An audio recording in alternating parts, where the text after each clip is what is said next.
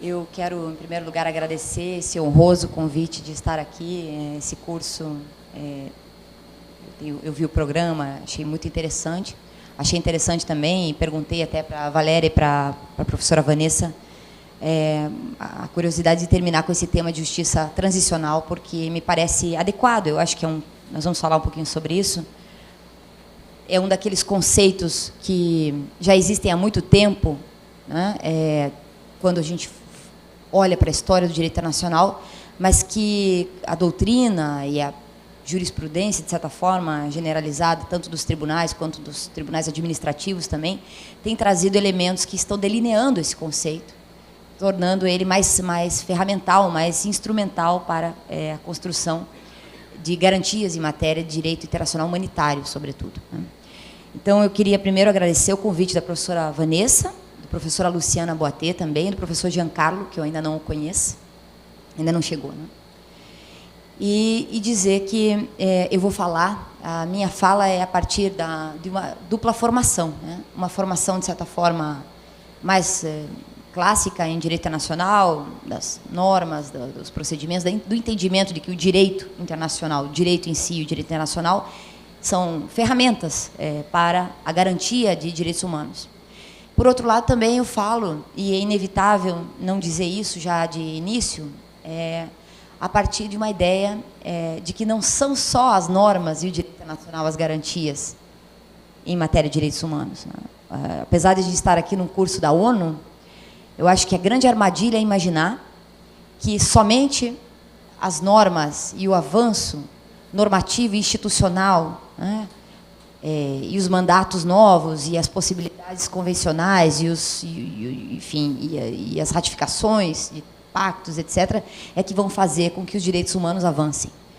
Eu acho que esse seria uma armadilha. A gente trabalha também com a ideia de que os direitos humanos são garantias que se realizam a partir da reivindicação de outros espaços de luta, né? A própria reivindicação social dos movimentos sociais, a partir da realização, muitas vezes, de formas alternativas de garantias de direitos. E tem várias formas que vão além das normas, às vezes até apesar delas, e às vezes até sem a existência dessas normas, e mesmo assim a reivindicação de direitos acaba acontecendo. Então, eu queria colocar isso porque eu vou fazer justamente essa provocação hoje aqui. Por um lado, passar para vocês o panorama mais atual em matéria de justiça transicional dos marcos das Nações Unidas.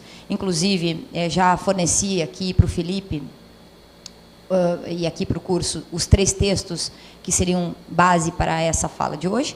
Então, vamos dizer, qual é o marco da justiça transicional nas Nações Unidas? Quero passar isso para vocês, né? Que eu acho que esse também é o objetivo do curso. Em segundo lugar, vamos pegar um caso, que é um caso que, eventualmente, eu tenho um pouco de conhecimento, que é o caso do Tribunal Internacional para a Justiça Restaurativa de El Salvador, um caso muito específico e que mostra que as garantias das Nações Unidas, garantias internacionais, garantias do sistema interamericano, principalmente, também, e as garantias normativas são extraordinariamente importantes, mas que, do ponto de vista da realização da justiça transicional para a população de El Salvador, elas são abstratas, para colocar um adjetivo. Elas são ainda distantes da possibilidade de que essas gerações que sofreram tanto por esses conflitos armados, por esse conflito armado, por essa guerra civil que aconteceu durante 10 anos nesse país, possa chegar a ser inteligível para essa comunidade o que é que essas normas podem fazer em relação realmente a construção da memória, a construção da verdade, a construção, principalmente, da justiça e a dignidade dessas pessoas naquele país. Então, é uma provocação, mas não é uma provocação duvidosa da importância das normas, e nem muito menos da instituição e do direito e do marco universal das Nações Unidas. E sim, uma provocação justamente que as Nações Unidas, enfim, que os marcos internacionais e universais estão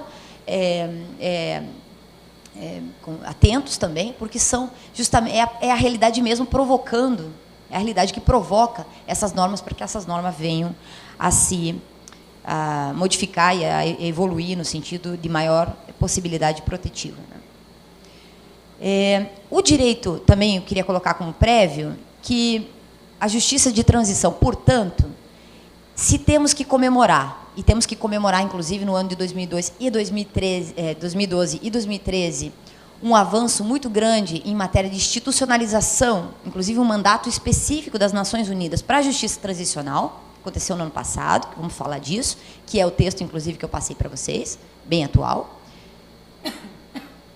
Também temos que considerar, e aí, de novo, mais um contrapontozinho crítico antes de continuar, que uma vez que se definem e se delimitam os contornos da justiça e transição, também se delimitam as fronteiras até onde se vai esse direito de justiça e transição do ponto de vista institucional.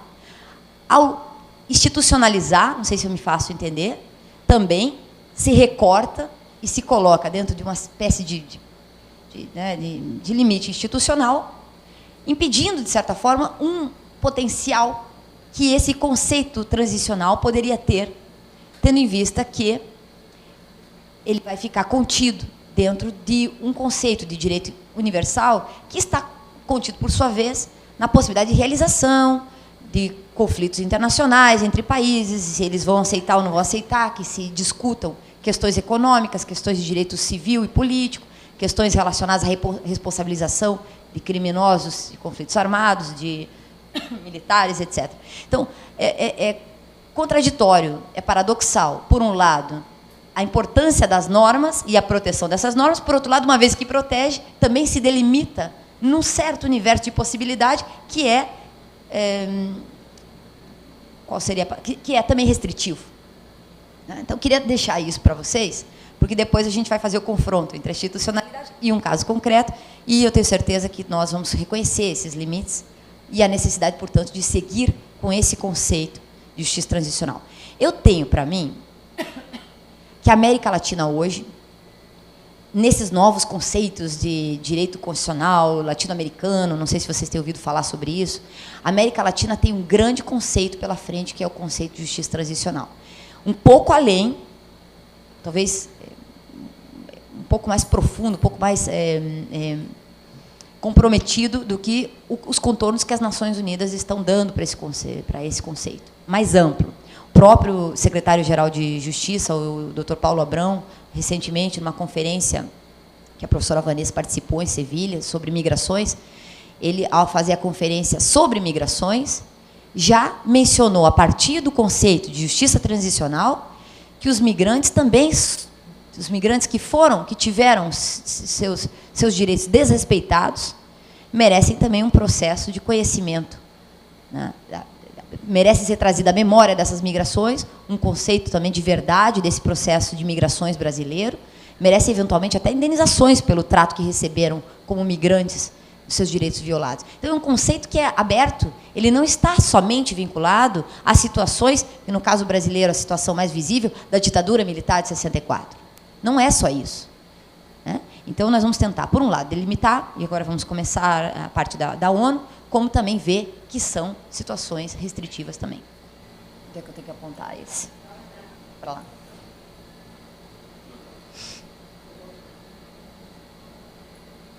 Para o outro lado? Esse. Ah, meu Deus. Bom. Quero.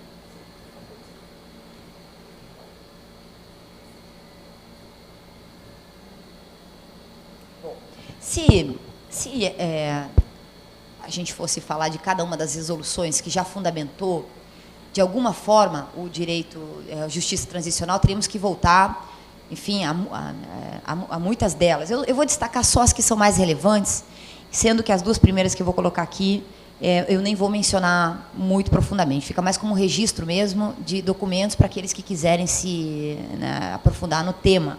O primeiro deles seria essa resolução de 99, chamada Desenvolvimento e Implementação de Medidas de Mediação, é esse que está aí? De mediação e justiça restaurativa na justiça criminal.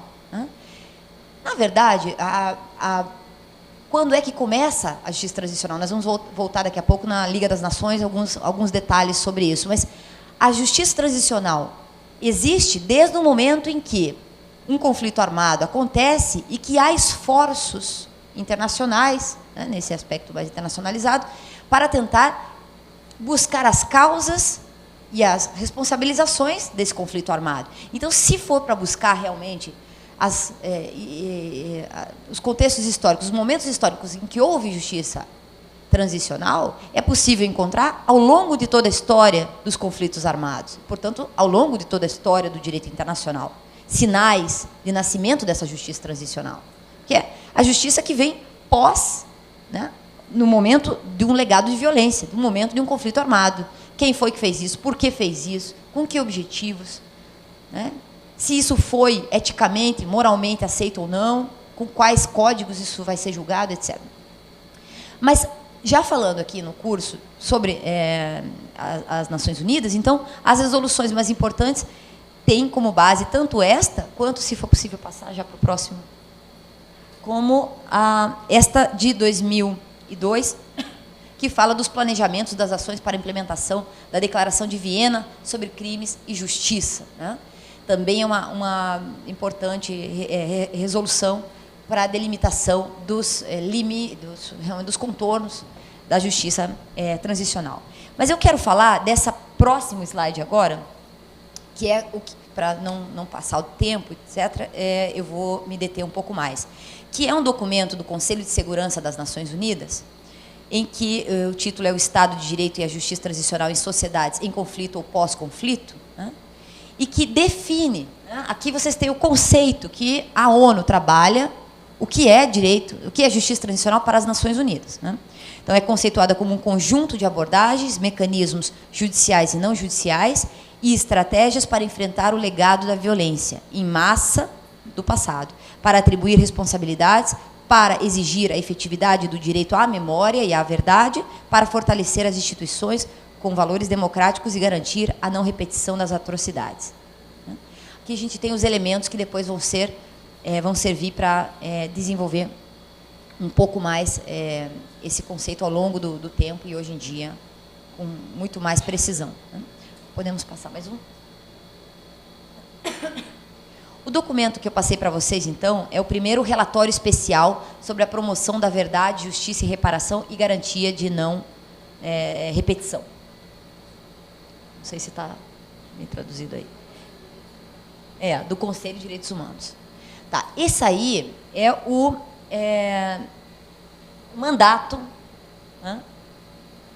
É o mandato do Pablo de Greiff, que é um colombiano, mas professor em Nova York, na Universidade Livre de Nova York. Tem uma formação estadunidense, no sentido da formação de direitos humanos, ocupa esse cargo hoje. Então, diríamos que é o primeiro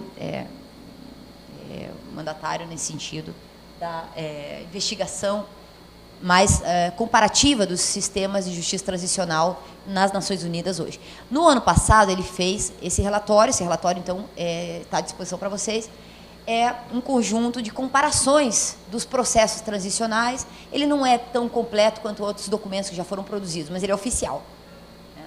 Não é tão completo, não é tão exaustivo, mas é um documento que dá a principiologia que nós precisamos para continuar enfrentando esse tema. Né? O que se toma nesse documento, né, é que há uma visão holística. Ele avança em comparação com, eventualmente, processos de justiça transicional em cada um dos países, porque ele entende que as estratégias têm que ser conjuntas, têm que ser integradas, têm que ser desde o governo mesmo estimulando através de programas de reparação, e programas de pedidos de desculpa oficial, de indenização, etc., como também a sociedade civil tem um papel de auto-organização, como também o plano internacional tem um papel de pressão. Então, é uma situação holística na busca da verdade e também na reforma institucional desses mecanismos. Então, qual é a estrutura desse documento? Ele está baseado naquele conceito, naquele documento anterior, que conceitua, né, de 2004, e que coloca os 4 pilares da justiça transicional, que é a verdade, a justiça, a reparação e as garantias de não repetição. O objetivo de fundo, quando a gente vê o documento, a escrita do documento, ele tem como objetivos de fundo, e me chamou a atenção, prevenção da recorrência de crises e violações futuras dos direitos humanos. Evidentemente que é um documento que está plasmado na Carta da ONU, e, portanto, o primeiro objetivo é o objetivo da paz, né? De cessar um conflito armado e cessar as crises todas decorrentes desse conflito, a garantia da coesão social, a construção da nação, então anuncia claramente a ideia da construção da nação, da propriedade, a garantia da propriedade, e a abrangência a nível nacional e local de um conceito de reconciliação nacional, respeito à propriedade. Esses são os objetivos de fundo. Bom, a reconciliação é um tema complicado e contraditório na justiça transicional. Depois eu vou falar por quê, mas a gente deixa isso aqui. Ao mesmo tempo, o relatório é forte no sentido de entender que esse conceito de justiça transicional não é um conceito, apesar de pregar a reconciliação, não é um conceito suave, que a justiça não deve ser considerada como um meio apenas de reconciliação que ignora as 4 medidas. Então, por um lado, nós temos um conceito de reconciliação no relatório, que poderia ser entendido como um pacto de unidade e perdão das atrocidades cometidas, mas, por outro lado, ele diz, não é um conceito frágil de justiça, e sim um conceito que está ancorado nas 4 premissas, e as 4 premissas são direito à verdade, direito à justiça, que inclui a possibilidade de condenação, inclusive dos perpetradores, as garantias de não repetição e a memória, né? E a reparação, desculpa. Então, o que eu quero dizer com isso? Que, apesar de haver um conceito de reconciliação nacional, inclusive, essa ideia de procedimentos, por exemplo, leis de autoanistia, que depois virão por alguns países, de uma falsa reconciliação nacional, não é por conta do mecanismo, de um mecanismo das Nações Unidas, sim por uso indevido dos países que fazem uso de um conceito de reconciliação nacional que é falacioso, né? Que é falacioso e que é instrumental nesse sentido, né? Utiliza-se muitas vezes até de uma comissão da verdade ou de procedimentos aparentes de justiça transicional para poder dizer que a partir dali a história será outra, esquecendo o passado autoritário, né? Bom, então, agora, se puder, por favor, não sei quem que está, passar mais um, deixa eu ver o que tem aqui. Isso, aqui. Então, os 4 elementos ali, só para a gente fazer a precisação exata do documento que vocês têm lá. O reconhecimento, o que significa o reconhecimento nesse documento? Eu vou falar dos 4 elementos fundamentais agora. Então, o reconhecimento é aquela reivindicação da vítima de um conflito armado, de uma situação de autoritarismo nesse sentido, de reconhecer que a sua vida foi prejudicada por uma situação de anormalidade e violência. Aqui no Brasil, quando a gente trabalha na Comissão de Anistia com esse conceito de reconhecimento, e, portanto, de concessão de anistia política, a gente entende o seguinte: a pessoa teve o seu projeto de vida alterado por uma situação de anormalidade e que não se deveu a qualquer tipo de responsabilidade dessa vítima, né? Veio de fora para dentro. E isso ceifou o projeto de vida daquele que é considerado vítima. Então, mas também não é uma situação, porque o vítima, quando a gente trabalha com direitos humanos, é um conceito filosoficamente complicado, porque vítima normalmente está colocando a pessoa numa situação de imobilismo. A vitimização da sociedade normalmente é aquele ser humano que fica impossibilitado porque ele é vítima, vamos dizer, de uma determinada situação. Aqui a vitimização não é aqui a vítima não é a vitimização dessa situação, e sim o empoderamento dessa pessoa como sujeito de direitos. Então, isso é muito interessante que o relatório traga, que esse documento traga como elemento, o elemento do reconhecimento da vítima como sujeito de direitos. Esse é o resumo, né, desse recurso que é o elemento do reconhecimento. Nesse sentido, e aí as migrações, fazendo um paralelo com o que o Paulo tem trabalhado, as migrações no Brasil, a tendência, do ponto de vista politicamente mais correto, encarar as migrações, também teria que encarar o migrante não como uma vítima que está chegando pedindo qualquer tipo, né, de direito aqui. Ele é um sujeito de direitos. Vem amparado por cartas de direito, vem amparado por tratados, vem amparado por uma situação de responsabilidade internacional desse país de acolhida, né? Depois vai se ver cada situação de regulação estatal, nacional, etc. Mas esse conceito de que esse sujeito vítima, ele é um sujeito de direito, ele traz uma altivez a esse sujeito, traz uma situação diferenciada de um conceito de vitimização. Não sei se fica claro isso, né? Isso do reconhecimento. O segundo argumento, o segundo elemento, é o elemento da verdade, que aqui, na linguagem anglo-saxona, digamos, também se confunde com confiança. Eu acho que dá para confundir verdade com confiança institucional e confiança no Estado de Direito, né? Então, o alcance da verdade, e não existe a verdade, isso é muito importante, no Brasil se confunde muito isso, né? Agora tem uma comissão da verdade que vai trazer a verdade. Não. Tem um mandato de 2 anos, ela vai trazer alguns elementos que vão contrapor-se vão se contrapor a uma determinada verdade que vem sendo repetida na historiografia, num relato oficial, numa verdade encoberta. Outros elementos vêm, né? Essa verdade não se encerra, ela é revelada, outros fatos são revelados, outras verdades vêm à tona, mas não existe, ninguém vai ser o dono da verdade. Isso é muito importante que seja colocado. Não existe a verdade absoluta. Existem relatos, existe a possibilidade de conhecimento de fatos que estão ocultos, que estão escondidos através de sistemas de segredo, né, ocultados no sentido, mas não significa uma verdade absoluta. Nesse sentido, as comissões da verdade também, e aí unindo com o conceito de confiança, tem como esse objetivo, que é trazer à população e às vítimas diretas e à própria sociedade de cara ao futuro, um conceito de seguinte: Forças Armadas, se no passado já foram autoritárias, arbitrárias, legislaram em causa própria, etc., etc., não, hoje não. Hoje respeitam a Constituição, hoje respeitam o Estado de Direito, hoje respeitam o rol de direitos fundamentais, né? Hoje respeitam os tratados em matéria de direitos humanos, hoje respeitam o direito de reunião, hoje, né, respeitam a sindicalização, respeitam a livre manifestação.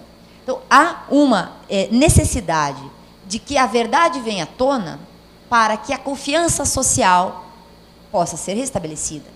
E esse processo de verdade, que é feito, entre outros mecanismos, também pelas comissões da verdade, que é a esfera mais, pelo menos o mecanismo mais conhecido dessa forma de busca da verdade, ela acontece em cada país, em cada contexto, em cada conflito armado, de modo diferenciado. Vocês devem ter ouvido falar já que os processos de comissão da verdade na África do Sul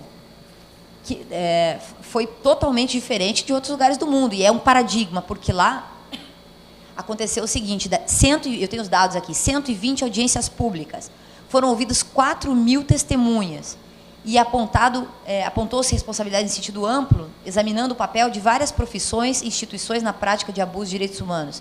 22.000 declarações de abuso por parte de vítimas, e coleta de provas, né, a respeito do destino das pessoas mortas, desaparecidas, em especial mediante procedimento de confissão em troca da anistia.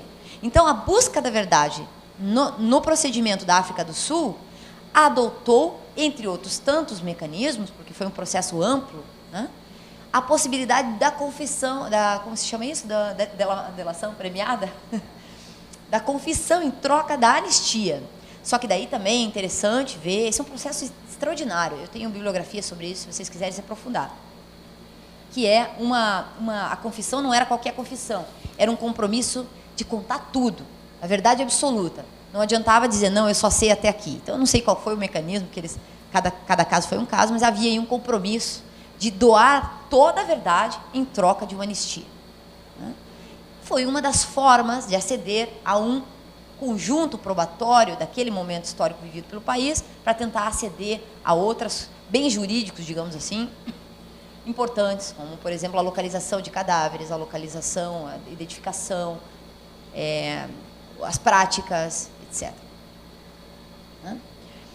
Já o Brasil adotou um processo muito mais conciliatório da sociedade brasileira, muito criticado em muitos aspectos. Vocês lembram do Programa Nacional de Direitos Humanos 3? Não sei se vocês lembram o debate que deu, era campanha eleitoral, quando aquele programa, que ao meu ver é um extraordinário documento, Vanessa, não sei como é que a gente ainda não trabalha mais esse documento e resgata. Paulo Vanucchi fez um extraordinário trabalho de liderança naquele documento. Mas colocou temas polêmicos, como o aborto, como a questão da mídia, da imprensa, e colocou também a questão da Comissão da Verdade, dizendo que haveria uma Comissão da Verdade, etc. O próprio presidente Lula, na época, teve que voltar atrás. Em maio do ano seguinte, era ano eleitoral, e voltou atrás com a questão da Comissão da Verdade, dizendo, não, vai ser um processo mais dialogal.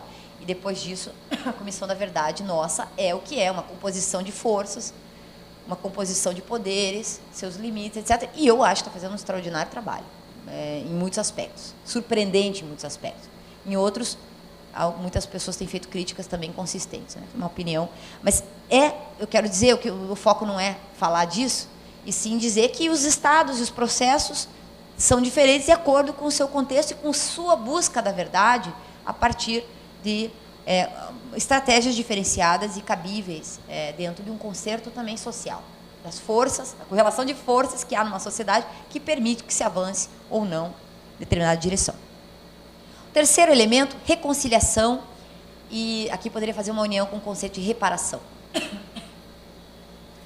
A ideia da reconciliação tem desempenhado um papel importante, né, em alguns contextos também das comissões da verdade, em países que usam esse conceito de reconciliação, de reparação. Volto a fazer a ressalva, acho que não precisa aprofundar muito. Se vocês vão olhar, a maioria dos processos latino-americanos de reconciliação utilizaram-se, em certa medida, em alguns casos totalmente, de um conceito de autoanistia. O Brasil teria que discutir isso, é um assunto bastante político. Nós teremos que trazer isso em outro momento, discutir qual foi o julgamento da ADPF 153, que foi o julgamento da lei da lei da anistia, a rediscussão da lei da anistia, o caso Gomes Lund na Corte Interamericana de Direitos Humanos. Teria que trazer à tona esse contexto todo jurídico, de argumentação, de fundamentação, hermenêutica jurídica, para tentar entender se a lei da anistia foi ou não foi, até certo ponto, uma forma também de auto-anistia para os crimes mais bárbaros cometidos aqui dentro do nosso país. Eu tenho uma opinião forte sobre isso, mas não importa aqui. Importa aqui entender que, sim, pode acontecer situações muito mais escancaradas de autoanistia, né? de situações em que, quando os militares percebem que perderam toda a legitimidade, não digo só os militares, mas uma situação de autoritarismo de Estado, normalmente conduzido pelas Forças Armadas, consegue perceber que perdeu toda a sua legitimidade, encontra uma forma de construir uma lei que anistia o que foi feito antes. Basicamente é isso, né? E aí entra com o conceito de reconciliação. Não, reconciliação é muito mais do que isso. O Brasil, eu acho que é um dos países que dá um exemplo extraordinário do modelo de reparação, né? Eu acho que isso é dito, nosso modelo de justiça transicional, se tem uma base, a nossa base é a base da reparação, da reconciliação. Talvez teria que colocar, talvez algumas dúvidas, não daria para usar como sinônimo, mas uma reparação às vítimas, através da Comissão de Mortos e Desaparecidos, da Comissão da Anistia, e também uma reparação, portanto, que é individualizada, né? Então, vamos dizer, a pessoa que, não sei se vocês conhecem os processos da anistia, se alguém sofreu algum tipo de perseguição política, tem direito, através de uma lei que foi aprovada durante o governo Fernando Henrique Cardoso, 2002, vigente até hoje, e tem direito à indenização, né? Tem indenização por ano de perseguição. Isso é um cálculo. A lei dá os parâmetros, então não necessariamente é um parâmetro justo. A lei dá o parâmetro. O Brasil tem que se adaptar, né? A Comissão de Anistia, da qual eu também faço parte, tem que se adaptar a julgar dentro daquele parâmetro. Então, se, por exemplo, só para dar um exemplo para vocês, se alguém foi preso um único dia, foi detido arbitrariamente, tem comprovação disso, tem lá no DOI-CODE, tem no Arquivo Nacional um registro de que ele foi detido por uma incursão relacionada à repressão, tem direito a 1 ano de perseguição. Ainda que tenha sido um único dia. Se ele foi percebido, foi preso durante 1 ano quase completo, também tem direito a 1 ano de reparação, até o valor máximo de 33 salários mínimos. Então, são critérios que, infelizmente, são critérios arbitrários, né, legais, mas não teria como quantificar quem é que merece mais. Se foi torturado, merece mais do que não foi torturado? Aquele que ficou 1 ano preso e o que ficou 3 anos preso, quem é que merece mais? Aquele que ficou 1 ano preso, às vezes, destrói a capacidade de desenvolver o seu futuro. Quantos e quantos casos a gente vê na anistia de uma pessoa que sofreu 1 mês de detenimento, às vezes menos, sofreu um forte processo de tortura e depois nunca mais consegue se reconstituir como ser humano, destrói a vida. Às vezes pode acontecer de realmente perder a estrutura de autonomia pessoal, pode inclusive ir para o alcoolismo, tem casos assim, ou não consegue mais reconstituir a base familiar. São casos incríveis, né, que têm a ver com situações de perseguição, etc. Então, a perseguição política. E também os casos de rompimento de vínculo laboral, que daí tem uma condição objetiva. Alguém que era, digamos, advogado, perde a sua carteira, é obrigado a se exilar, perde a possibilidade de trabalhar. Então, é possível reconstituir o vínculo advocatício, um vínculo empregatício, como advogado, e tem parâmetros para fazer esse cálculo, tem parâmetros de indenização. Então, o Brasil, desde 2002, no caso da lei da anistia, faz um processo que está baseado nesse critério de reparação e que é fundamental. Outros países, como a Espanha, já encontraram lá 4.000 cadáveres da ditadura franquista e não conseguem fazer reparação, porque a quantidade de pessoas assassinadas no processo espanhol é muito maior, famílias inteiras. Então, se fosse fazer reparação, realmente, do ponto de vista da sustentabilidade financeira do Estado espanhol, provavelmente teria, ainda mais agora na crise, teria problemas. Mas já haveria, já não é uma dimensão tão fácil de atingir, porque também tem a dimensão orçamentária, e o Brasil também, o Tribunal de Contas está em cima da gente, para lá olhar o que a gente está fazendo, se a indenização se adequa a um critério da administração pública, da razoabilidade, da proporcionalidade, etc. Não pode ser não razoável uma indenização concedida, né? Ainda que, muitas vezes, a gente percebe que um projeto de vida foi completamente destruído, né, por um processo de perseguição. A última faceta, então, seria a reforma e o fortalecimento das instituições. Claro, de nada adianta, depois de um processo de exceção, né, de uma violência institucionalizada, não imaginar que é possível fazer essa reconciliação, né, trazer a verdade à tona e manter as instituições autoritárias. Nós sabemos no Brasil que nós temos esse problema ainda. E muitas instituições foram modificadas, e é por isso que o processo da anistia brasileiro tem que ser tomado com muito cuidado. Já no processo de democratização, muitas instituições foram reformadas. Muitas. Então, dizer que não foi reformada né, seria leviano. Foram reformadas, mas muitas ainda não. A estrutura, né, por exemplo, de segurança pública do Brasil também já melhorou muito, já tem muita análise a respeito disso, muitos estudos, mas há ainda um forte, né, ranço autoritário na forma como nós conduzimos. Não precisa nem dizer que vocês conhecem. A gente estuda isso no curso de Direito desde o primeiro dia, né?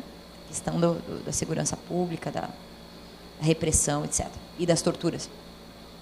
Então, a reforma institucional também aqui poderia se incluir a possibilidade que poucos países fazem, a Argentina é um exemplo positivo nesse sentido e o Brasil é um exemplo negativo, de institucionalizar o direito à justiça. Direito à justiça significa tanto ver os seus responsáveis pelos crimes cometidos presos, punidos por isso, quanto ter o seu registro de óbito modificado no caso de alguém que foi considerado suicida e, na verdade, ele foi atropelado ou foi assassinado. O direito à justiça não é apenas prender, julgar um militar que promoveu, né, alguém que promoveu aquilo, mas também a justiça em todos os seus âmbitos, né? Também no Brasil a gente consegue discutir, hoje, o direito à justiça está sendo cada vez mais avançando no sentido de corrigir outras injustiças, mas que não estão vinculadas, por exemplo, à punição. Porque esse foi o acordo com as Forças Armadas. Acordo com as Forças Armadas é que a Comissão da Verdade não teria capacidade de julgar, de iniciar processos de responsabilização pelos crimes, porque a anistia já deu conta disso, a lei da anistia. Isso é contrário ao direito internacional. Isso é contrário à lei do Gomes Lund. Isso é contrário a toda a regulamentação internacional desde 1950 em matéria de crimes de lesa humanidade. O Brasil incumpre as regras quanto a isso, porque considera que é mais importante manter um marco político que se renovou, curiosamente, no nosso momento histórico, do que enfrentar e dizer, não, nós estamos de acordo que esses são crimes bárbaros e que não merecem o perdão, que não merecem que uma lei de anistia possa fazer com que não incida aí uma possibilidade de responsabilização. Tudo bem, foi um acordo possível no Brasil.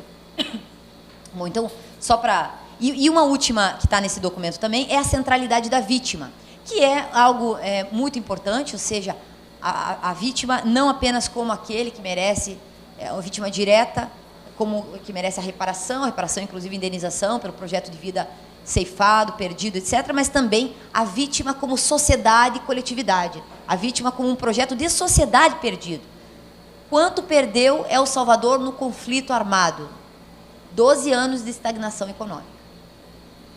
Quanto esse conflito armado tem a ver com o fato de que El Salvador continue sendo um dos países mais pobres do mundo, pobres em todos os sentidos, de miséria humana, de miséria realmente de dificuldades mínimas de recursos vitais para que a vida possa continuar adiante. 12 anos de estagnação econômica na década de 80, em um contexto de globalização econômica. Quanto esse conflito armado, promovido principalmente pelo Estado, com a ajuda de outros governos, o que é mais curioso ainda, atrasou a vida desse país. Então, são outras questões também que estão envolvidas e que a centralidade da vítima não é só a vítima individual, mas a vítima também como um coletivo, uma sociedade, um projeto de futuro, etc. Então, só para relembrar o que eu deixo para vocês. Eu vou deixar 3 documentos, que é esse material do Conselho de Direitos Humanos, também um relatório do secretário-geral sobre o Estado de Direito e a Justiça de Transição em Conflito e Pós-Conflito de 2004, que eu mencionei, e o terceiro são princípios básicos e abordagens de comissões da verdade e que se destina a ajudar as Nações Unidas e outros políticos e outros âmbitos políticos no aconselhamento sobre o desenvolvimento da verdade como mecanismos de busca. Esse documento é de 2006, tá?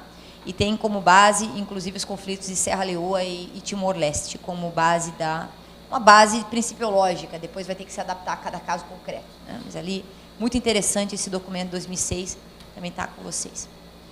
Bom, é possível então passar para o próximo? Então, aqui agora são perguntas, né? Eu vou mencionar, eu falei um pouco da parte mais institucional das Nações Unidas, agora eu vou mencionar alguns autores, poucos, basicamente 2 ou 3, que vocês podem usar depois como doutrina para poder avançar nesse tema, né? Do que depende a efetividade da justiça transicional, que faltou, internacional. A resposta, né, a essa violência, esse legado de violência, depende de muitos fatores. Quais fatores? Claro, você vai imaginar, desde a capacidade econômica do Estado, que a gente mencionou, de pagar a indenização, até a política interna. Se o Estado está politicamente disposto a enfrentar o legado de violência. O que é possível pragmaticamente perceber nesses conflitos armados internacionais, e aí eu estou usando de um autor, chama-se uma autora, Naomi Roth Arriaza, que dependendo do impacto do conflito, na política internacional, também haverá maior apelo e maior conserto institucional, político, valorativo, para que esse processo de justiça transicional siga adiante. Então, quanto mais famoso for o conflito internacional, quanto mais impacto gerar, quanto mais consequências internacionais possa gerar, maior impacto, maior atenção, maior dedicação e esforços internacionais também vai gerar. E também quanto maior comoção possa provocar. Comoção a gente sabe o que significa, quanto maior violência, né, ele possa provocar.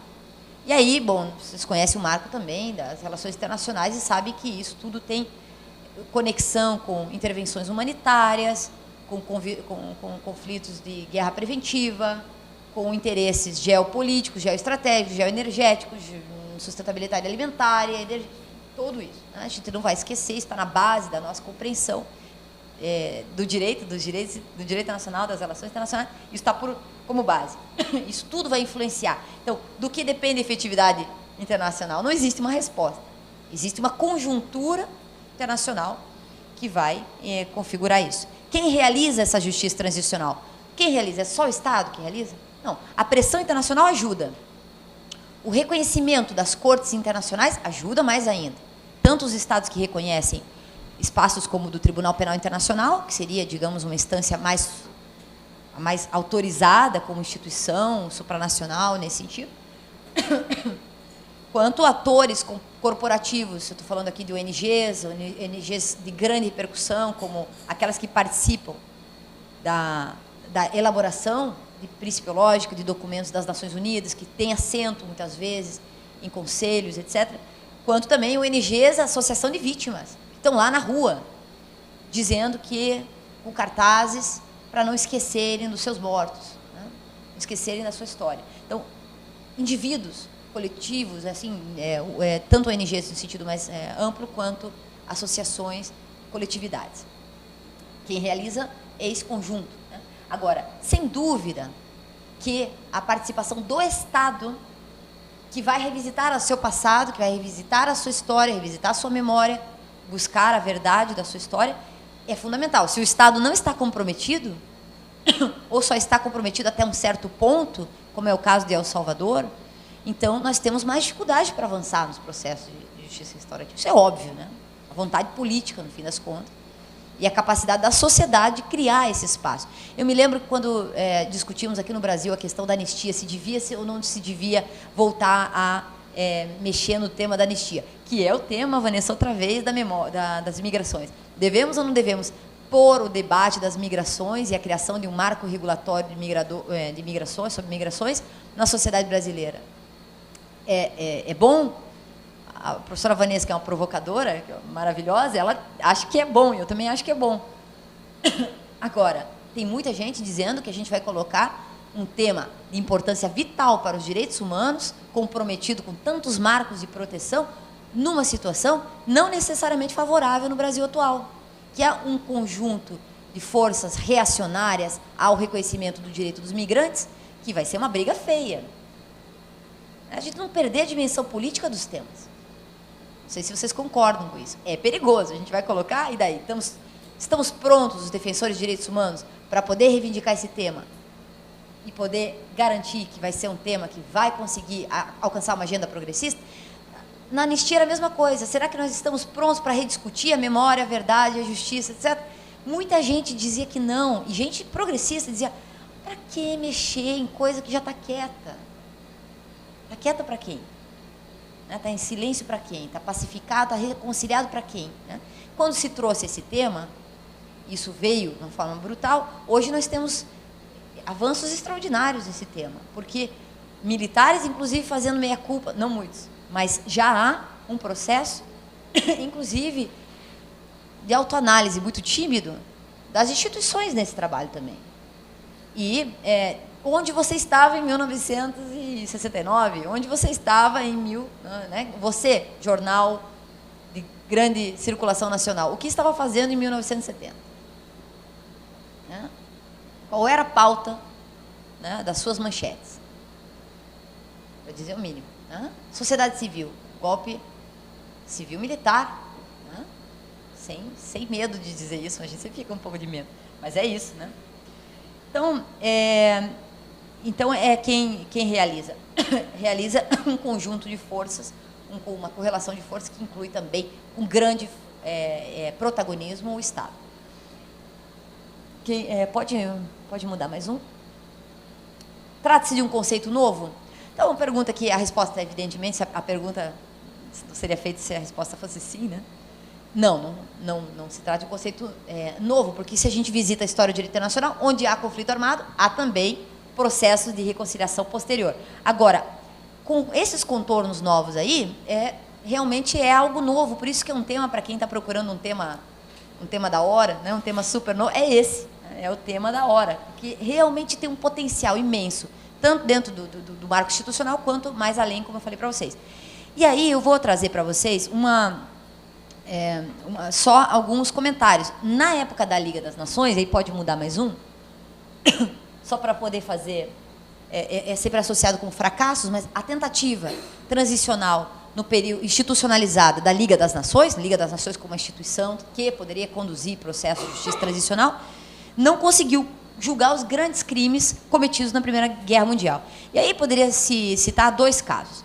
Um deles é os julgados de Leipzig, que era o conflito entre a Alemanha e a Inglaterra, e os julgados que foram atenuados, né? Começou com 900 pessoas processadas, isso baixou para 40, depois subiu para 1.211, mas houve um processo de atenuante vinculado principalmente à ideia.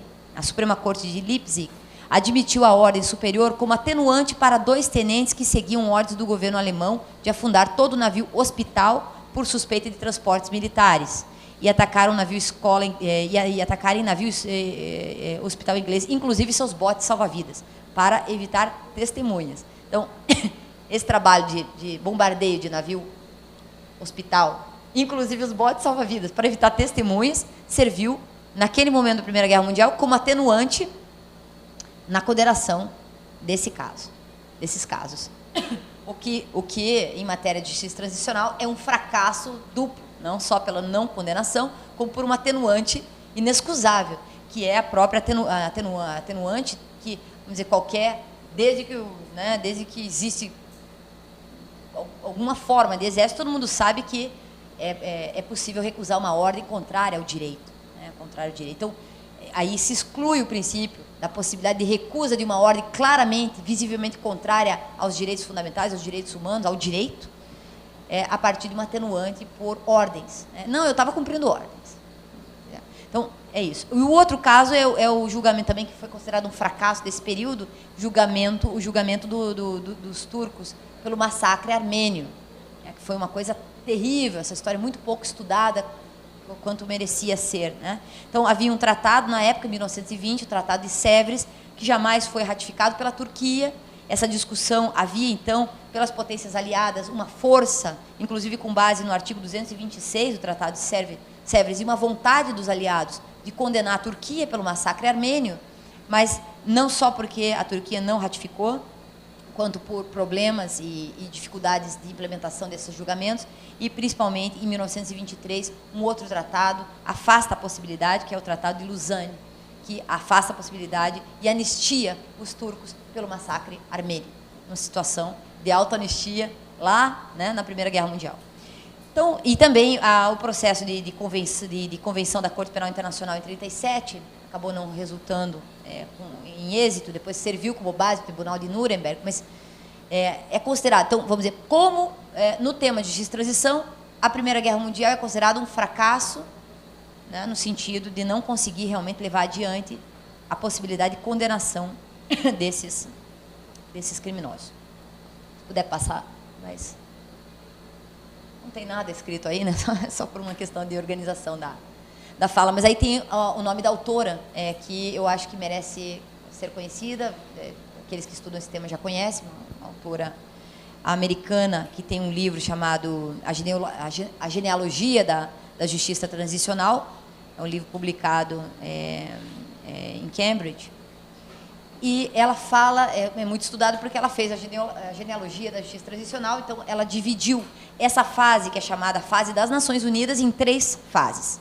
A primeira fase, logo após a Segunda Guerra Mundial, que tem um tom claramente internacionalista.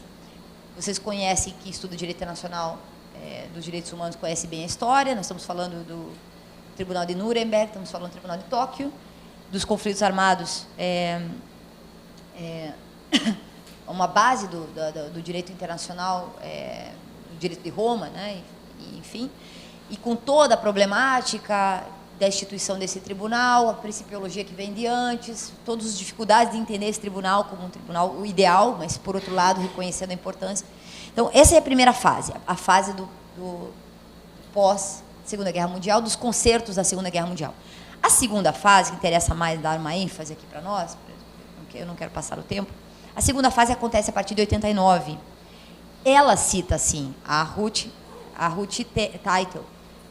Na América Latina, eu acho que não dá para fixar em 89, mas ela dá uma ênfase, ela quer dar uma ênfase na democratização do leste europeu e no desmantelamento da União Soviética.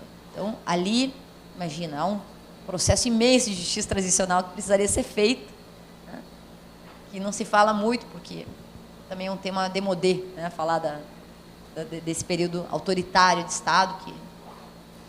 E, para nós, aqui interessa mais o tema da América Latina. Ela dá claramente aqui uma ênfase mais vinculada ao regime autoritário comunista, né? E aqui, nós, no Brasil, temos uma visão de tentar enxergar mais essa força, essa presença norte-americana nas Américas, a Operação Condor, as coisas que estão vindo à tona agora através da Comissão da Verdade também, que já se sabia, evidentemente. E, então, aqui a ideia é tentar enxergar mais a América Latina nessa segunda fase, os regimes pós-autoritários latino-americanos, e a ideia, de novo, de confrontar se nós temos condições de considerar que nós nos reconciliamos através das leis de anistia que foram colocadas aqui, né? Vários países, quase todos os países aqui latino-americanos não conseguiram avançar nessa dimensão do direito à justiça. A Argentina é uma exceção. Os julgados da justiça transicional argentinos são extraordinários, né? Extraordinários. Então, o processo transicional argentino conseguiu fazer algo que realmente é reconciliador. Acho que se tiver um modelo, o mais reconciliador de todos é aquele que conseguiu chegar a responsabilizar, porque aí qual é a vantagem do processo argentino? É a não repetição, ou vai ser mais difícil repetir, sabendo que mesmo que passe o tempo, mesmo que advenha uma lei de anistia, que eles não estão livres da barbaridade cometida, os crimes mais graves serão punidos, independente de lei de anistia ou coisa parecida. É mais fácil acreditar num processo de não repetição se você tem a possibilidade de acabar com a impunidade. E essa ideia, né, da impunidade como princípio, não só, isso aí não vai ser discutido. E a arrogância que aconteceu aqui outro dia, né, que teve aquele episódio aí que era mesmo? Alguns militares aqui que também começaram agora uma comissão da verdade deles, etc. A verdade deles. Então, é uma situação de uma arrogância fundada na impunidade, na certeza da impunidade, que é pior ainda, né? Então, aqui eu tenho uma visão respeitosamente crítica aqui à Teitel, porque ela tenta compreender as comissões da verdade, mas bem como consolidação de paz, reconstrução da identidade política, reconciliação, né? Uma relação com o processo penal dissuasória, não é de confronto, de assunção de responsabilidade. Aqui é uma situação mais Nações Unidas no sentido de manutenção da paz dentro dos acordos possíveis entre países, né? Mas ela é uma doutrinadora, podia ter pelo menos feito a ressalva de que aqui, pelo menos na América Latina, nós estamos subjugados. Por isso que é um tema premente para a América Latina.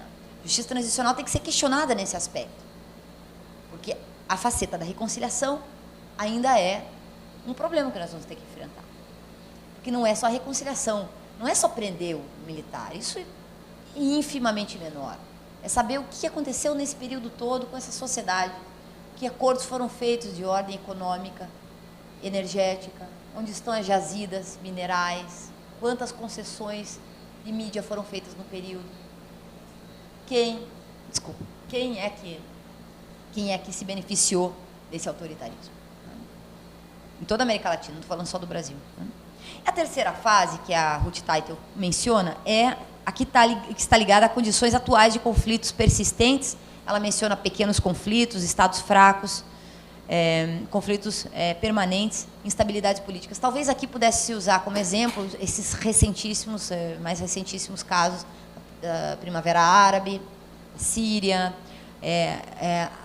o momento em que achei interessante, no próprio relatório que eu passei para vocês, menciona esses novos conflitos como conflitos de reivindicação por condições materiais, econômicas, sociais, mas que são feitos pela via da reivindicação dos direitos civis e políticos. Ou seja, de fundo o que se quer são os direitos econômicos, sociais e culturais, condições materiais de vida, mas se faz pelos direitos de liberdade, que nem isso se tem ainda, então, em muitos aspectos. E ao confrontar esses governos reagem com a institucionalização da violência a priori, né, e que já imediatamente, no acionamento do aparato estatal, já aciona também a necessidade de justiça transicional. Porque são recentíssimos e já há todo um arsenal de compreensão de que isso é uma utilização da violência para a violência, né?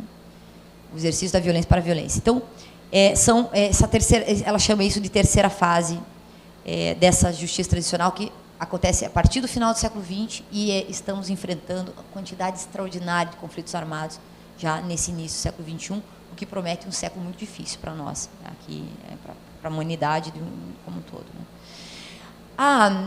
Uma outra crítica que pode ser feita a uma certa leitura doutrinária que entende, aceita, reconhece a justiça transicional, mas também como um estado excepcional, ou seja, assim como o conflito bélico é excepcional, a justiça transicional também tem que ser considerada excepcional. Então, a pergunta, acho que teria que avançar mais um. Então, a diferença entre justiça comum e justiça transicional. Então, claro que tem muitas diferenças, mas essa ideia de que uma coisa é uma coisa e a outra é outra, tentando separar e excepcionalizar a justiça transicional para que só possa ser usada o mecanismo da verdade, da memória, da reparação, para situações de conflito armado muito excepcional, onde tal. Isso é também uma possibilidade de armadilha, né? Tem autores como Posner que trabalham isso e que deixa de aproveitar a oportunidade de um conceito de justiça para abrir suas potencialidades. Ocorre, por exemplo, a justiça tradicional pode estar dentro da justiça ordinária. Ela não precisa ser uma coisa diferente da justiça ordinária. A justiça ordinária também tem, dentro de si, a possibilidade permanente de revisão histórica, de análise do que está acontecendo, eu diria até mais, não apenas em matéria de conflito armado, mas de grandes catástrofes, inclusive, de fora para dentro, por que não pensar, é uma coisa bem arriscada, mas se fala muito, já tem se falado nisso, em grandes modificações da ordem econômica de um país, projetos que possam alterar completamente a estrutura institucional econômica e gerar uma crise tremenda, né, no país, né? Não é possível descartar os processos de fora para dentro, neoliberais, que a América Latina experimentou, por exemplo, né? Merece uma revisão histórica? Por quê? Para quem? Quem é que foi prejudicado por isso? Cadê a memória disso? Né? Então, é mais além. Então, a justiça transicional, aqui como um conceito, ferramenta, ela merece, mais além de uma delimitação específica, institucionalizada, como é o caso das Nações Unidas está fazendo, uma aceitação, um uso corrente, uma naturalização desse conceito, para que ele passe a fazer parte mesmo do nosso acessório, nos nossos, né, jurídicos, para reconhecimento de direitos, para garantias. Né? Mais um elemento que você pode pegar e dizer, olha, não, né, podemos trazer a memória de violações de direitos humanos, sejam elas violações trazidas por conflitos armados ou então violações decorrentes de outros fatores também tão violadores de direitos quanto o conflito armado. Para terminar, e aqui, não sei se eu já estou passando muito do tempo, Vanessa, se eu posso avançar mais um pouquinho.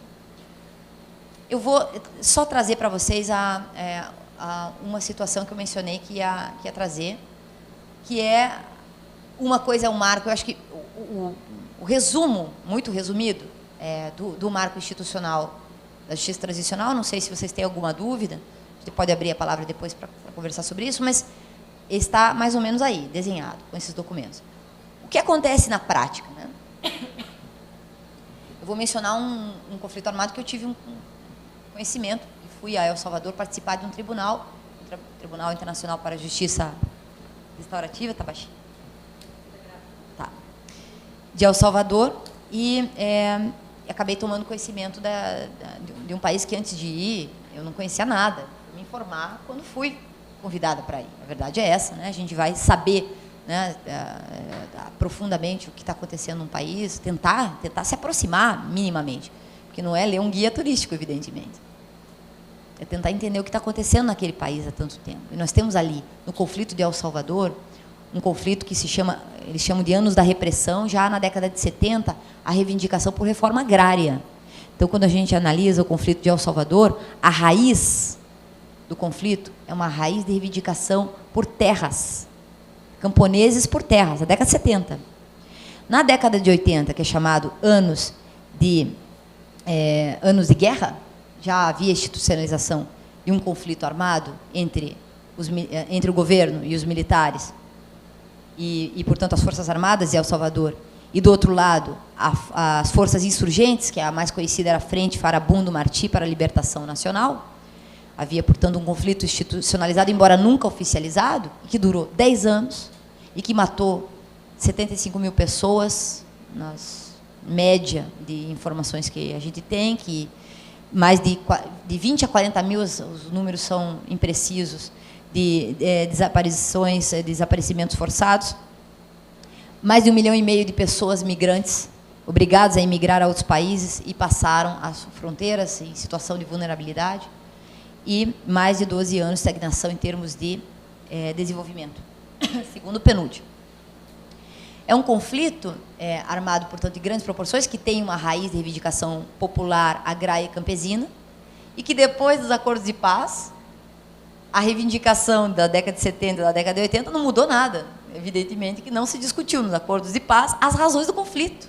Então, em primeiro lugar, que eu queria colocar para vocês, e aqui já saindo um pouco, a professora de Direito Internacional, claro, é que a gente tem que ver um pouquinho mais, né? Todo um processo de paz conduzido pelas Nações Unidas, pelo secretário-geral. Em 92 foram celebrados vários tratados de Chapultepec e vários acordos, etc. Ouvida de vítimas, processos, etc. E as razões do conflito não foram tocadas.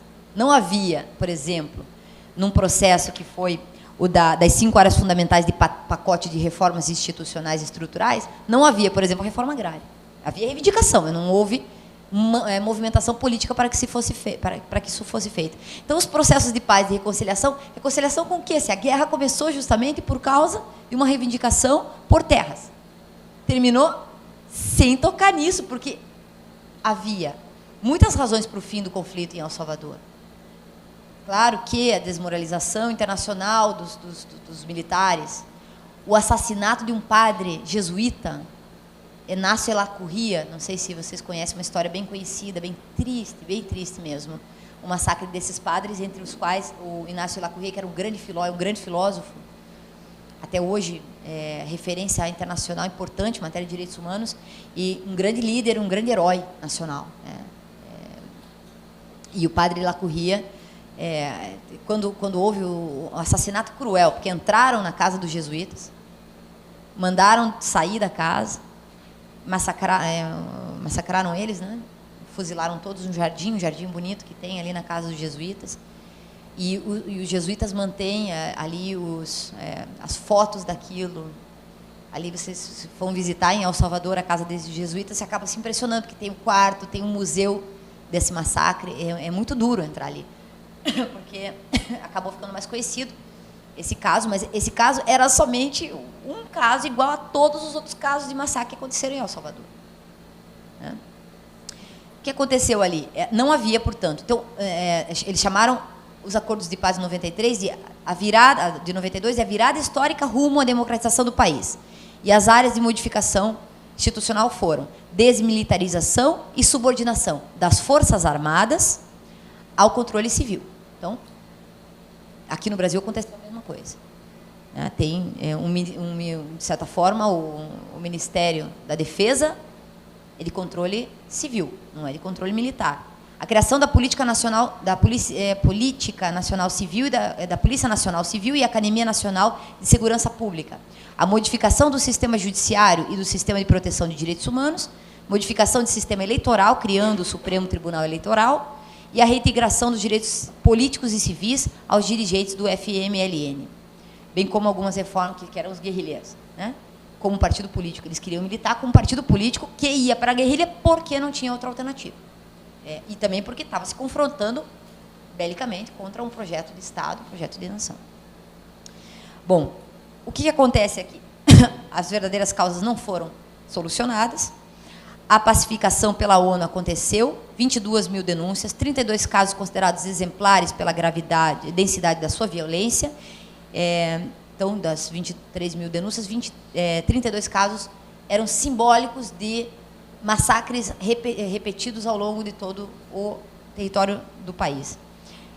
Grande parte dessas recomendações que foram emitidas não foram cumpridas, especialmente aquelas de punitivas no direito à justiça, né, dos militares que perpetraram esses crimes.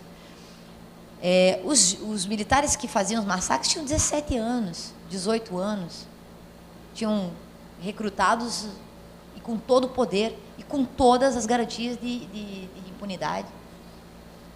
Os massacres eram feitos com requintes de crueldade, porque os principais alvos eram mulheres e crianças e idosos, que não saíam. Os homens saíam para a guerrilha.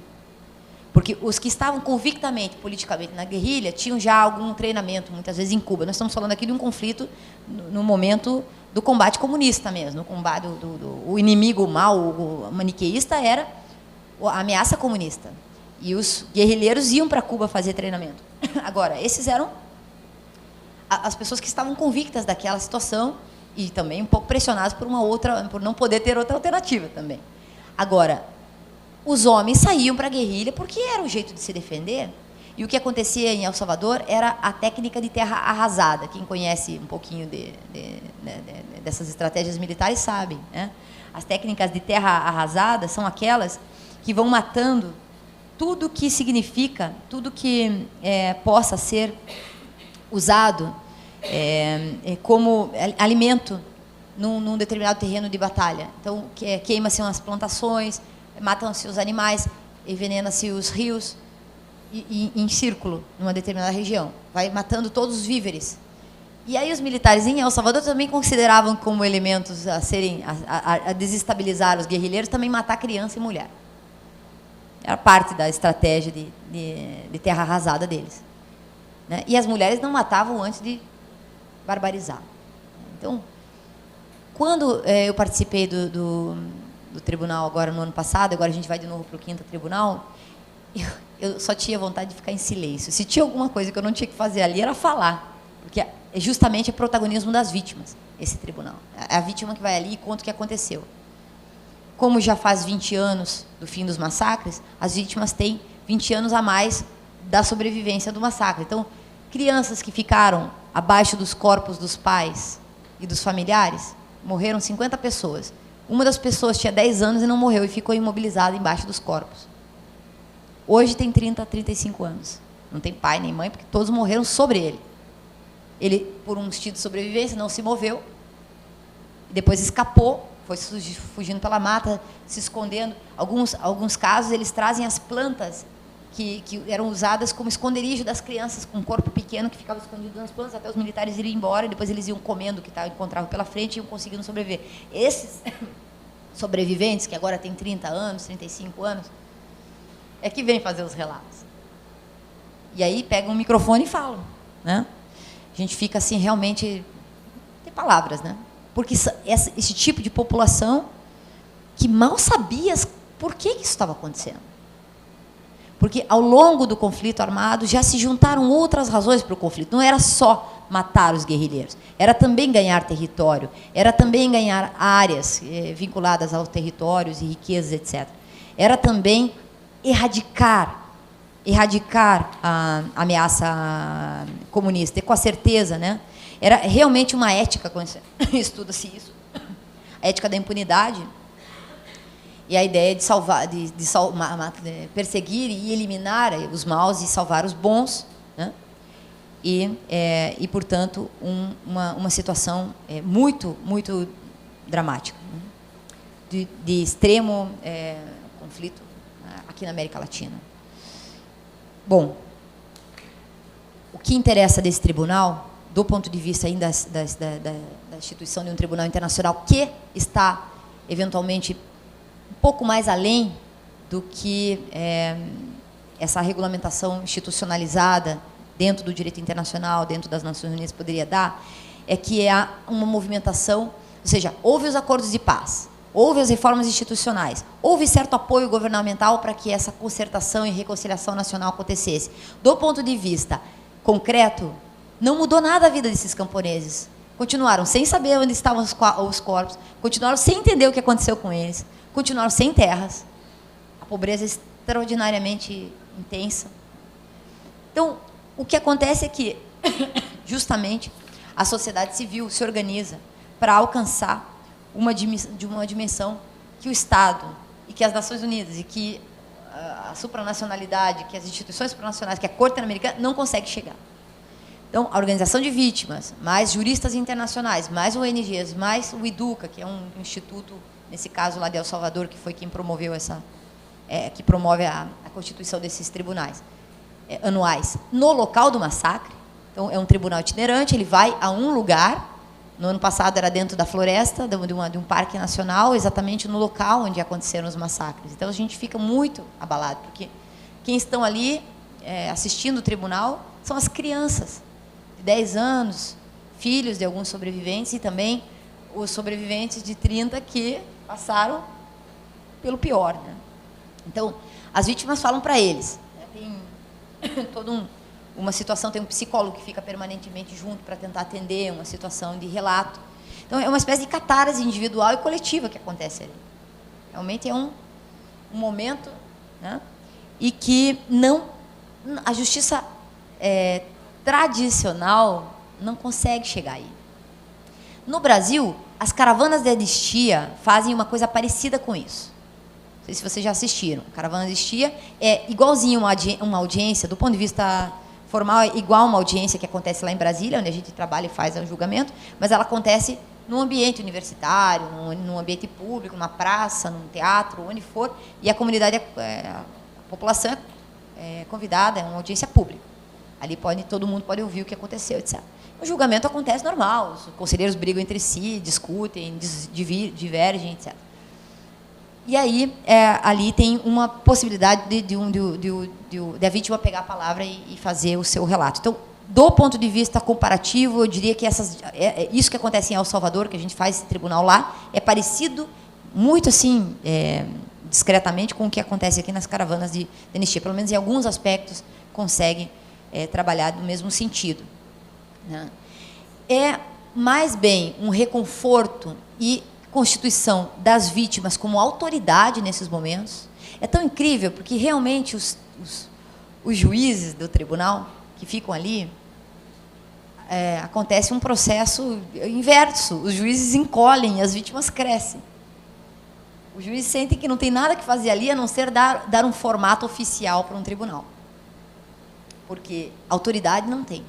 Quem tem autoridade é a vítima que está constituindo uma memória que, se não fosse a fala daquela pessoa registrada por todos os meios que a gente consegue registrar, não haveria aquela história.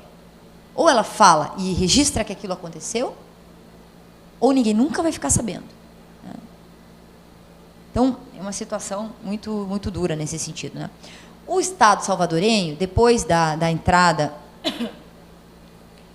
do governo Funes, né, que traz uma ajuda muito grande, melhorou muito a relação com as associações de vítima, com esse protesto permanente desse tribunal. Mas, ao mesmo tempo, retroage em coisas essenciais, como ficou combinado que em El Salvador, nenhum militar ocuparia cargos do governo. E isso, de vez em quando, retroage. Aí um deputado vai, é um militar, daí vai também, outro dia tinha uma ameaça, eu não sei se isso se concretizou, a própria Ministério da Defesa também teria um militar. Então, há uma ameaça, um medo. Aquilo que a gente falou da relação de confiança, evidentemente que não foi constituída no processo de reconciliação dos processos de paz das Nações Unidas em El Salvador. Então, quando vocês leem por aí os processos de justiça transicional, e sempre El Salvador é citado, tem que também considerar que uma coisa é o que diz a institucionalidade, outra coisa é o que está acontecendo na prática. Não há um link de confiança na sociedade salvadorenha, mesmo depois do processo. Então, há limites nos processos de paz. Né? E eu queria mencionar isso, a gente sabe disso, mas quando a gente vai mais perto e enxerga isso, né? Porque ali, aí os efeitos secundários, né? As crianças que foram adotadas por famílias de militares, isso também está sendo muito discutido aqui na Argentina. Se essa criança tem o direito de não querer saber do seu passado, porque afinal de contas já se apegou, já se afeiçoou a sua mãe e ao seu pai, que afinal de contas são militares, mas são a mãe e o pai, mas era o bebê.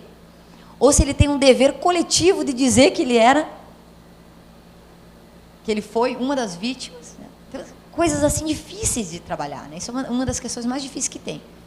Você foi sequestrado, seus pais morreram assassinados nos voos da morte. Você foi entregue a uma família de militares. Você tem direito a dizer que você não quer saber da verdade? A sociedade argentina tem direito de saber que você era filho de um guerrilheiro, de um perseguido político?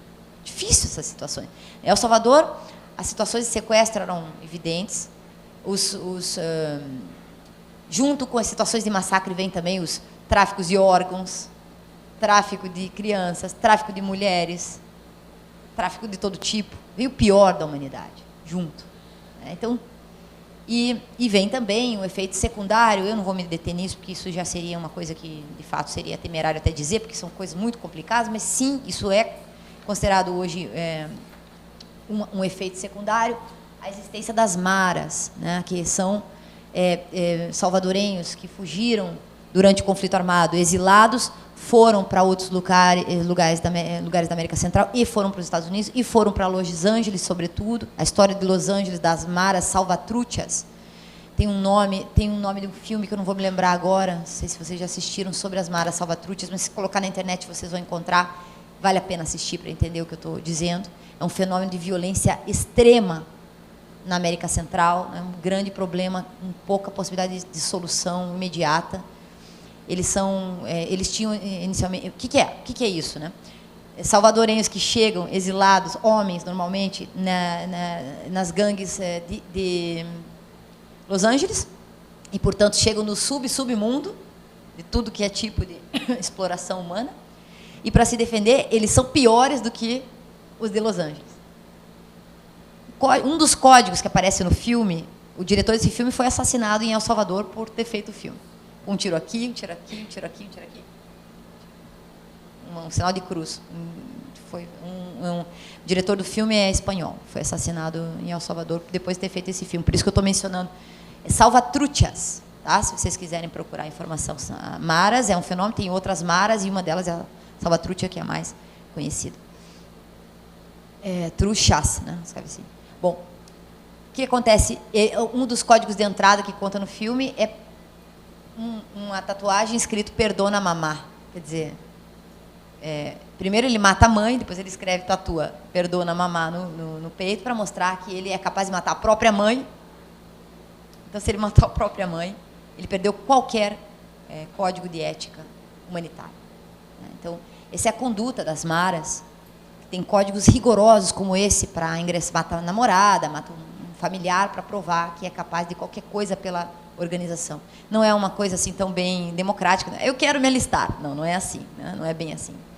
São situações de coação, né? Que as pessoas acabam fazendo isso.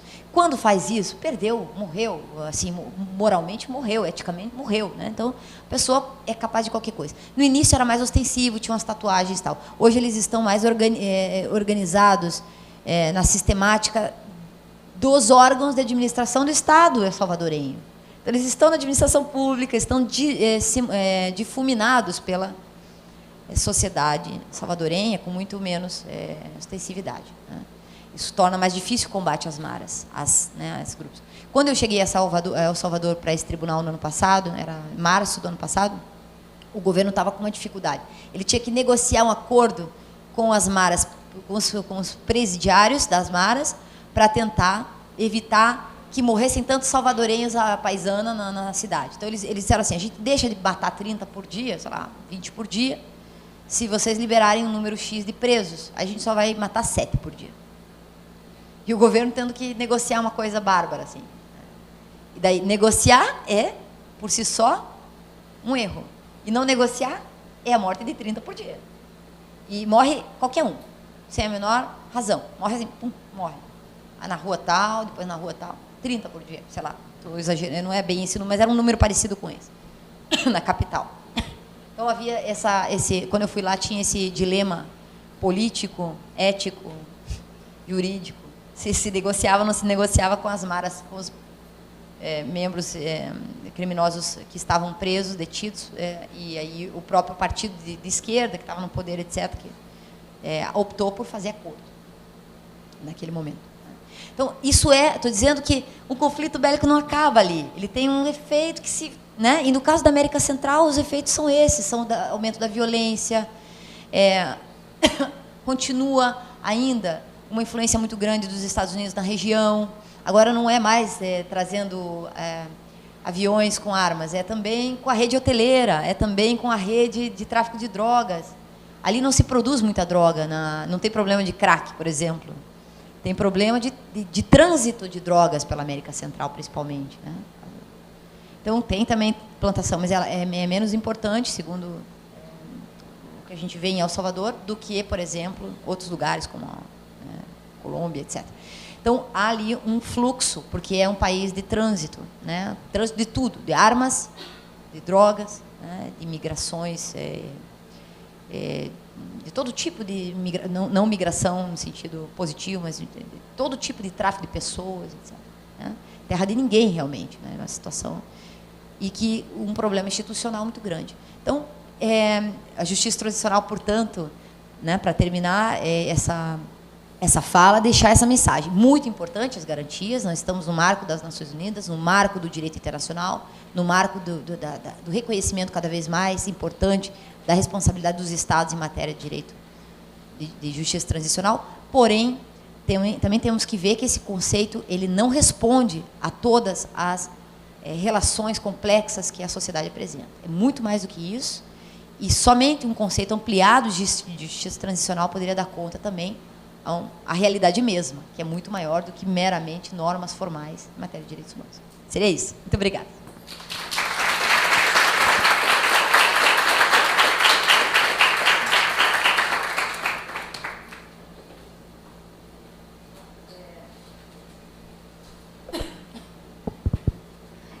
Eu agradeço muito a professora Carol pela palestra, que traz não apenas a parte acadêmica, não é, da justiça de transição, mas também uma fala que poucos poderiam fazer pela experiência pessoal, trabalhando em duas comissões que lidam diretamente com a justiça de transição em países onde houve conflito armado, guerrilha e ditadura, não é?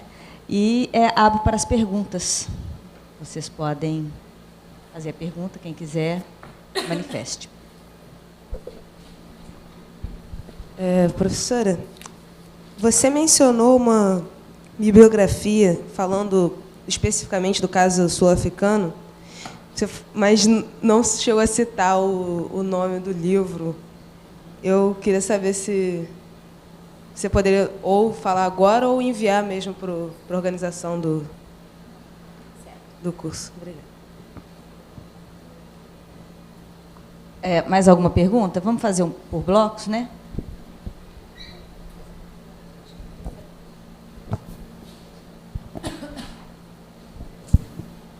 Bom dia, professora. Eu gostaria de saber sobre o caso brasileiro. Seria interessante se você se identificasse lá no curso. Meu nome é Débora, sou do curso de Relações Internacionais. Com relação ao caso brasileiro, quando se questiona a anistia geral e restrita, os militares alegam que, se militares forem julgados pelos crimes que cometeram, a resistência também deveria ser julgada. Gostaria de saber sua opinião sobre isso.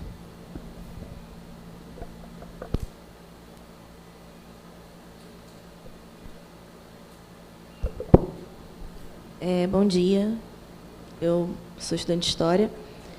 Lígia. Na verdade, é mais como se dá a relação da inconstitucionalidade, da autoanistia, para o direito internacional? Como é que se deu essa relação de como aconteceu na América Latina essas autoanistias e essa relação? E a reafirmação da autoanistia no Brasil?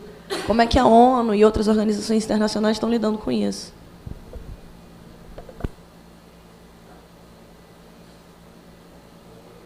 Tem mais alguém ou posso responder essas?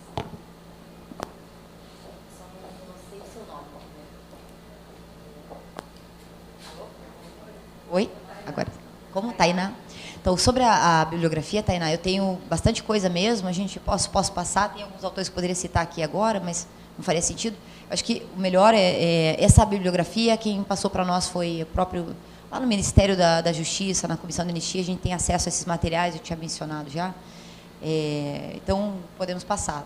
Se justiça transicional interessa a vocês, a gente pode passar. São livros, muitas vezes até com o cuidado que eu sei que vocês têm com relação ao respeito ao direito de autor, etc., né?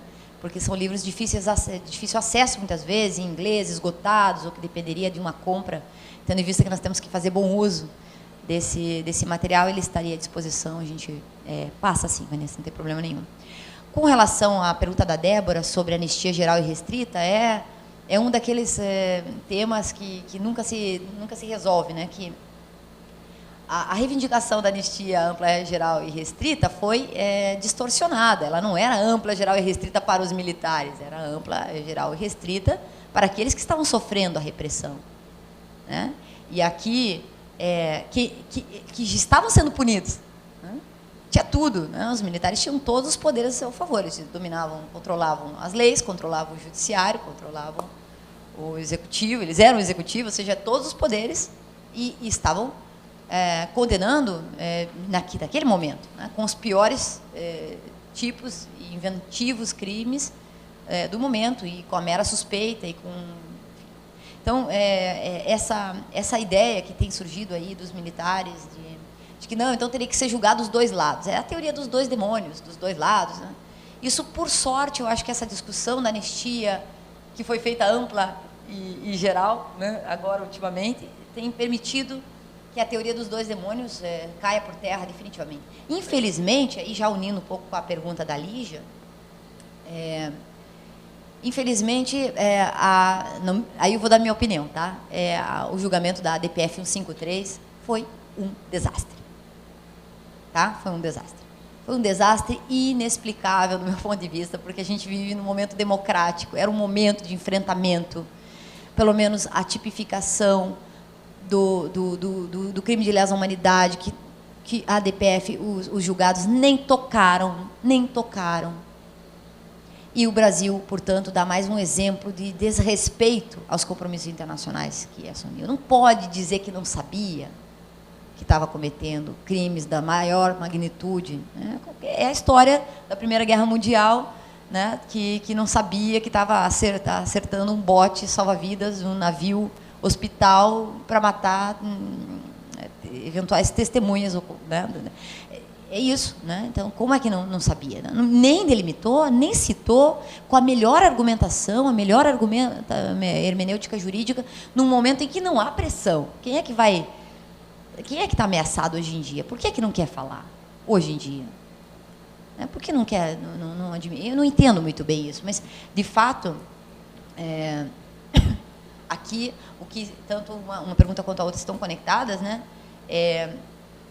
A teoria dos dois demônios cai por terra, né? Fica claro a força, e principalmente o seguinte: na comissão de anistia, quando ela foi inaugurada, em 2002, fazia-se um cálculo estimativo de que julgaria 10 mil processos. Sabe quantos processos tem lá? 75 mil.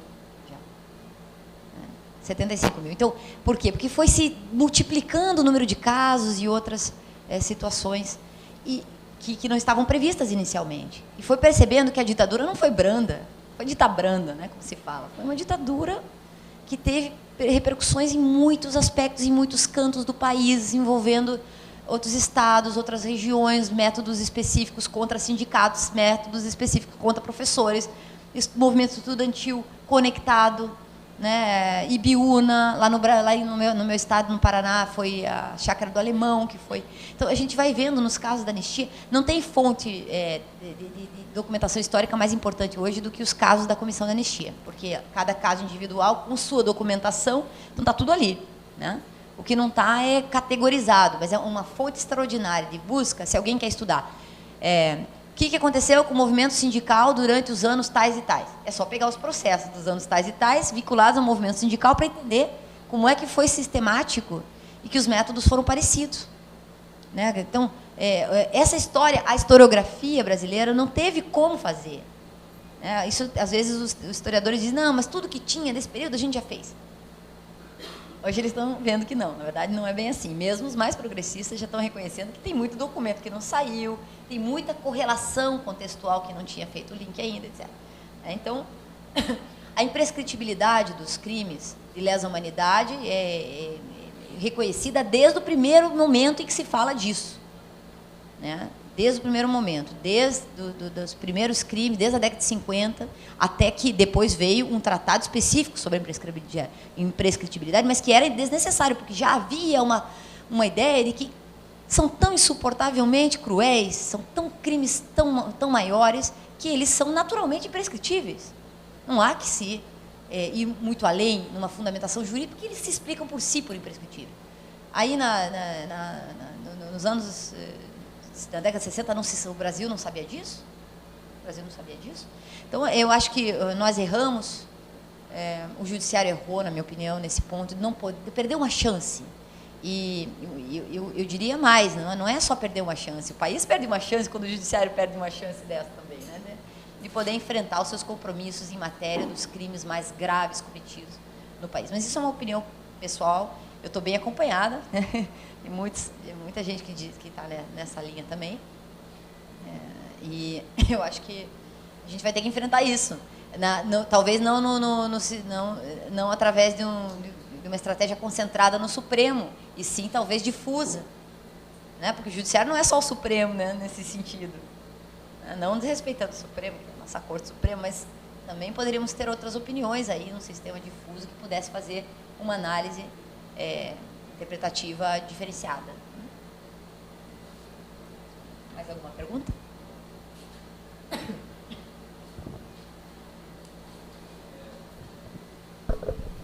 Meu nome é Rafael, eu curso Relações Internacionais.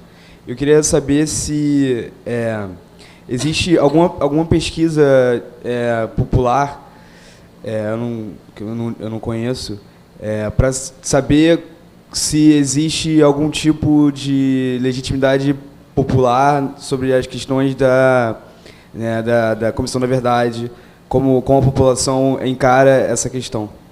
Eu não sei se existe ou... Enfim, eu gostaria de saber.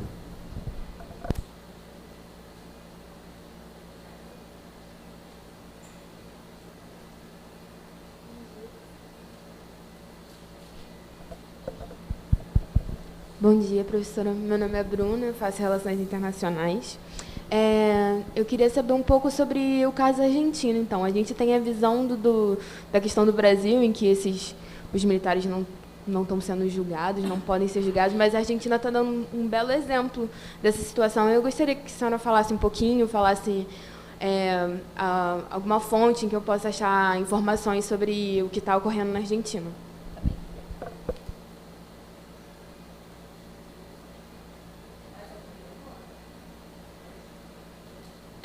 Bom, todo mundo aqui é aluno de RI, tem também pessoal com direito, não?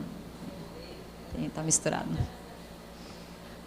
Eu não sei se eu entendi bem, Rafael, qual a tua expectativa a respeito de assim, iniciativas populares. Eu diria que os movimentos sociais são organizados, evidentemente. O tema da anistia estava muito adstrito às associações de vítimas diretas. Esse tema, quando começou a ser discutido, quando ninguém estava disposto a levantar, ele primeiro estava mais vinculado às próprias pessoas que sofreram violações mais evidentes e, principalmente, pessoas que tinham desaparecidos, na ansiedade ainda de saber o que aconteceu com seus mortos, com seus desaparecidos. Né? Uma cobrança, no sentido de buscar o paradeiro dos seus desaparecidos e ter o direito a sepultar os seus familiares, os seus mortos. Né? Então, isso vem depois, mais tarde, com vem se abrindo, e hoje é um tema importante para o Brasil, um tema social importante, né? Mas continuam digamos, de movimentação popular, teria os grupos de tortura nunca mais, os grupos, as associações de vítima mais ampliados para outras pautas. Hoje já os sindicatos começam a se dar conta, os sindicatos, por exemplo, lá no Paraná, a gente tem uma conexão muito grande com a Central Única dos Trabalhadores, a gente tem feito um trabalho com... Os sindicatos começam a se dar conta que os seus líderes sindicais foram perseguidos, os sindicatos de professores percebem que os seus professores foram perseguidos, o movimento estudantil cumpre um papel interessantíssimo hoje naquilo que vocês já ouviram falar, que são os escrachos, né? Os escrachos são extraordinários, né? São extraordinários porque é uma rebeldia muito bem conduzida do ponto de vista político, porque evidenciando que as reformas institucionais, lugares de memória, precisam ser realmente constituídos. A ideia de que lugares públicos com nome de perpetradores de crimes contra a humanidade não podem permanecer assim, né? Então, esses sabem o que é os escrachos, né? A própria presidenta Dilma reconheceu recentemente a importância dos escrachos, quando a justiça eventualmente não está dando conta de... eventualmente até... Não estou dizendo que os escrachos necessariamente se confrontam à justiça, não quero dizer isso, mas há uma urgência da sociedade por respostas.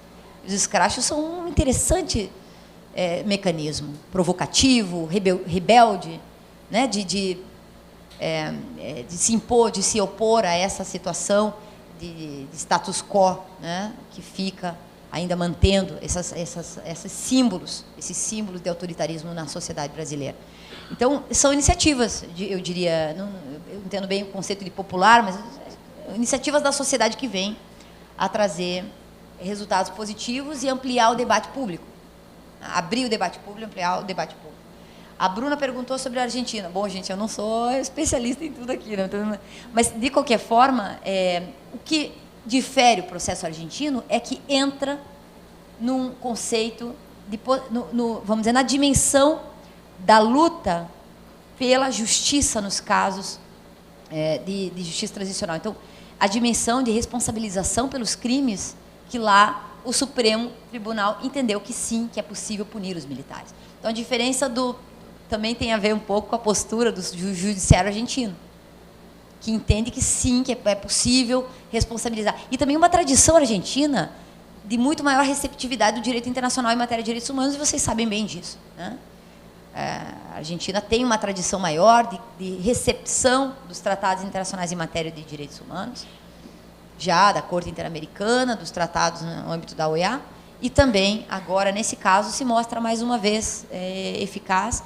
Tem um papel importante aí das mães da Praça de Maio, que inclusive foram candidatas ao Prêmio Nobel da Paz e mereceriam ganhar, por exemplo, porque são mães maravilhosas. As mães, depois as avós da Praça de Maio, que encamparam um movimento, né, extraordinário de resistência e de memória, e que, junto às mães da Praça de Maio, agora outras pautas de reivindicação de memória.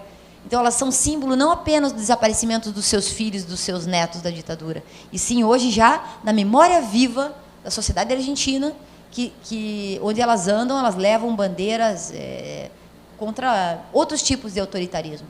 Eu me lembro, na década de 2000, 2001, 2002, que nós íamos, recentes professores de Direito Internacional, íamos para Cuba, no Congresso de Globalização, de Economia contra a Globalização, que acontecia lá no Palácio de Convenções. Os professores jovens, iam lá os estudantes, e encontrávamos o pessoal se opondo à ALCA. Na época, era a luta contra a ALCA. E estavam lá as mães da Praça de Maio sentadas lá, lutando contra a ALCA. Então, já naquele momento, era já uma pauta de resistência, porque entendiam que a ALCA nada mais era do que um continuismo de um processo de autoritarismo, de econômico, de imposição, de pautas, de modelo, de desenvolvimento de cima para baixo, do grande irmão para cá, etc, etc. Então, conseguiu fazer esse link de continuidade histórica naquele momento, em 2002. Hoje em dia, elas são símbolo de resistência, de autoritarismo e tal. Então, o processo argentino é muito interessante também por conta de ter levantado o debate público, voltando à questão do debate público, cada vez mais um convencimento público, porque a pessoa, no primeiro momento, diz: eu não quero falar sobre isso, já passou, Já temos um processo de calma, nós somos um povo cordial. Quantas vezes escutaram isso, de que o Brasil é um povo cordial? Cordial? Será que nós queremos esse adjetivo? Nós queremos ser cordiais diante de um passado de impunidade? Então, a Argentina não é cordial. Ela resolveu enfrentar o passado e o debate público permitiu àqueles que eventualmente estavam numa situação de não querer entrar nesse debate, de eventualmente comprar essa briga também. Aumentou, né, a força desse debate na sociedade argentina, que eu acho que no Brasil é a mesma coisa. O que tem que acontecer? Por que talvez se a DPF 153 fosse julgada hoje, a gente tivesse um julgamento melhor? Talvez se toda a sociedade brasileira tivesse mais mobilizada para esse tema, o Supremo tivesse sido mais cuidadoso na forma de votar. As instituições são também fruto de processos de debate público, de processo, de correlação de forças. Então, a gente tem que, né, ampliar esse debate público para conseguir. A Argentina se difere nisso, porque conseguiu ampliar mais o debate público.